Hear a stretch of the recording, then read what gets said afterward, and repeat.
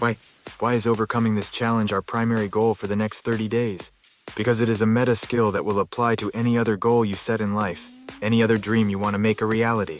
Embracing challenges as opportunities for growth is a fundamental principle here at Empowered AF.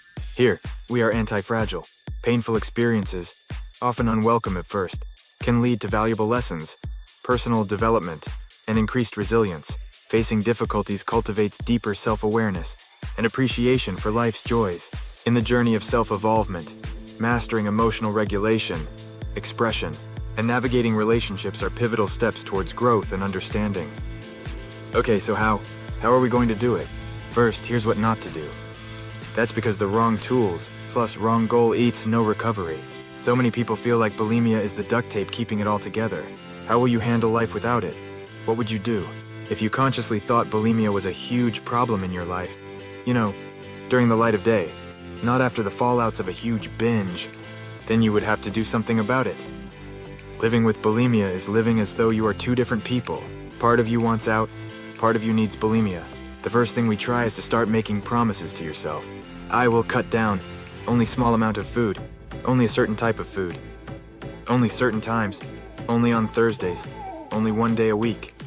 And here's the thing, you can do it for a while using your willpower. But in my experience, this means painful grinding, resisting temptation, fighting myself, toughing it out, plowing through, and ultimately, it means failing. Well, there are stages and situations in your recovery journey where willpower will play a crucial part. The initial stages of change, or during moments of intense temptation. It should not be your dominant tool. Here's 3 reasons willpower isn't the best tool. Reason number 1. It's cruel. Few things are more painful than watching another human lose their will, their agency, their freedom of choice. And yet, we think it's totally fine to do it to ourselves. It's really not. Just think about how we talk to ourselves. As an experiment, put yourself in a moment of regret, a time you really did it wrong. What words do you use to talk to yourself? Something like, "What's wrong with me? Don't you care about anyone but yourself?" Authoritarian tactics, criticism, "Don't be a failure. Suck it up, Buttercup. You are such an idiot. You suck. You are so stupid. God, don't even bother anyone. Just leave everyone alone. Hide." These tactics are very rarely empowering. It is not only painful, but they also wildly ineffective. Reason number 2. Willpower is limited. Willpower works like a muscle, and that you can exercise it. But similar to a muscle, there is always a limit.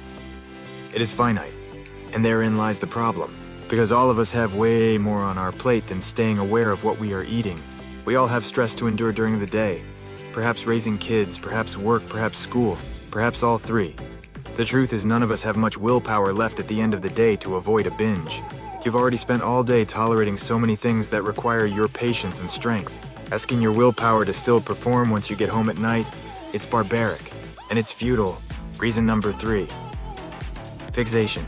Even when you pull it off for a while, you do it.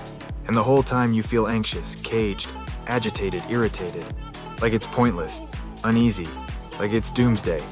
Nothing makes you happy. You feel this weird mourning, sadness, emptiness. Anyone want to guess how fun it is to be around you when you are not allowed to do the thing? I know this state well. It is a state of fixation. Fixated Rachel is not a fun person. I've lived through this fixation twice. Once with bulimia, once with alcohol. Not to mention all the boys. What causes this obsessive attachment? When your attention, actions, and thoughts are not your own.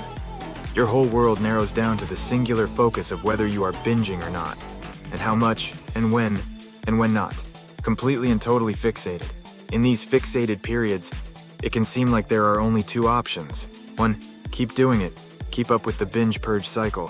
1, this option sucks because there is major fallout to deal with. 1, the shame and the family drama and the expenses and the waste and the health challenges. 2, or don't keep doing it. 2, this option also sucks because you feel horrible every waking moment. 2, not so much physically but mentally. Your fixated mind will not let you catch a break. Both options suck, leaving you feeling stuck, feeling like a failure. Worse, like a crazy failure. One that can't be trusted even by yourself because you've tried so many times to quit and just keep going back. You start to think this is just how your life is and always will be.